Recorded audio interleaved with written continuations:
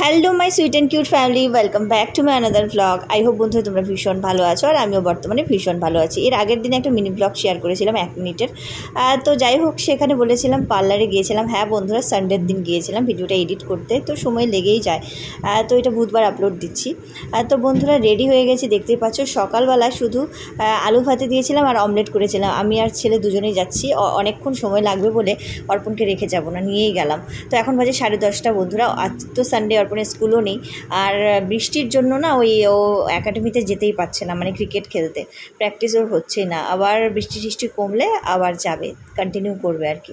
তো যাই হোক, আমরা সকালবেলায় বেরিয়ে গেছি। এই কারণে গতকাল একদিন আগেই আর কি ফোন করেছিলাম। ফোন করে দিদিভাই বলেছিল সকাল সকাল আসবে, ভালো হবে, অনেকক্ষণ সময় লেগে যায়।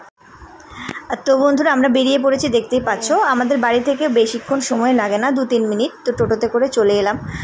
তো এখানে আমি এসছি, আমি 2 দিন আগে এনআরকেতে পোস্ট করেছিলাম। তো বেশিরভাগ ফ্রেন্ডরাই আমাকে সম্পাদির কথাই বললো, সম্পাদি ভালো করে। তো চুলটাতে আমার কালার ছিল আগে, এই জন্য আমি করাইনি কখনই। কালারটা কমে যাওয়াতে এখন আমি করাচ্ছি। কালার চুলে থাকলে কিন্তু ওই করাতে হয় না, আর ভালোও হয় না। কালারটা এখন কমে এসছে, অনেক কমে গেছে, তাই এখন আমি এই যে করছি। আর অনেক দিন ধরে ভাবছিলাম চুলটা স্মুথনিং করাবো, আর এটা পার্মানেন্ট স্মুথনিং করাচ্ছি বন্ধুরা। তারপর নতুন চুল হলে তো সেটার ব্যাপার আলাদা, আর যেগুলো আর কি মাথায় আমার রয়েছে সেগুলো কিন্তু পার্মানেন্ট হয়ে যাচ্ছে। তো যাই হোক, অনেক রকম এখানে মানে ফ্যাসিলিটি আছে, তোমরা এলেই জানতে পারবে। আর এই দিভাইয়ের কথা কি বলবো, যতই বলা হবে ততই কম বলা হবে। তো প্রথমবার এসেই বন্ধুরা এতটা নিজের মনে হয়েছিল, ভীষণ ভালো লেগেছে বিহেভিয়ার দিভাইয়ের। শম্পা দিভাই নাম। আর হ্যাঁ, স্টুডিওটা কোথায় রয়েছে আমি বলে দিচ্ছি, যারা গাজল বাসিন্দা রয়েছে। গাজলে তো অনেক পার্লারই রয়েছে। তো আমি যদি এখানে না করাতাম তাহলে বিলিভই হতো না। এর আগে আমি অনেক পার্লারে গিয়েছিলাম, কিন্তু আমি সত্যি বলছি বন্ধুরা, মন থেকে স্যাটিসফাইড হইনি। তো এই দিভাইয়ের কাছে ফুললি স্যাটিসফাইড। এই স্টুডিওটা রয়েছে দিভাইয়ের বামনগোলা মোড়, গাজল বামনগোলা মোড়, ইডেন কুইন নামে।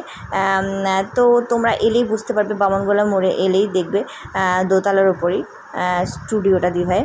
তো এই দেখতে পাচ্ছ ফাইনাল লুকটা আমার এরকম এলো। চুলটা দেখে সত্যি বলছি আমি এত ভালো লেগেছে। তাছাড়া দিদিভাই চুলে প্রোটেক্ট করার জন্য অনেক রকম শ্যাম্পু বা তারপর তোমার কন্ডিশনার, সিরাম সব কিছু আমাকে দিয়ে দিয়েছে। যেভাবে বলেছে করতেই হবে। আর চুল পড়া তো অবশ্যই আমার কমেছে বন্ধুরা, আমি বুঝতে পারছি নিজেও। তো বন্ধুরা এটাই ছিল আমার দুর্গাপূজার hair look, new hair look. তোমাদের ভালো লাগলে লাইক করো, আর কারা কী করছো অবশ্যই জানিও।